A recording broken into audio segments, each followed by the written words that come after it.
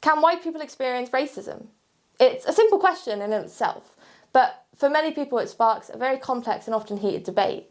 It touches on broader issues, like historical context, and even the definition of racism itself.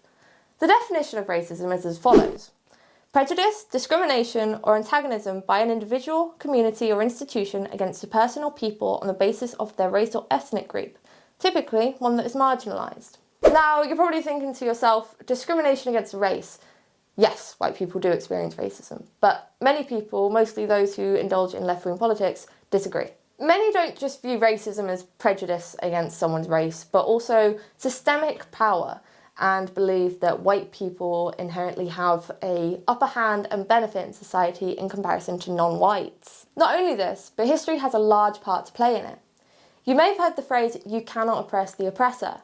This comes as a response to historic colonialism and slavery of non-whites. Despite me as a white person not enforcing or committing to slavery, not owning any slaves, I am seen as the oppressor and I am seen as an enemy because of what my ancestors may or may not have done a couple centuries ago. We do not control history, we do not control what our ancestors may have done in the past. It carries the same form as racism as claiming that black people have a higher rate of knife crime or sexual crimes. It's no different, it's the still same form of racism. The only difference is that I'm white and I'm seen as an oppressor no matter what type of person I am, no matter whether my ancestors did own slaves or not, because I'm pretty sure they didn't. Rather than fostering a constructive dialogue, it enforces white blame. In countries like Zimbabwe in the 1980s to early 2000s, there was a seizure of white-owned land all across Zimbabwe, and it was justified by the government as correcting colonial wrongs. By 2013, every white-owned farm had been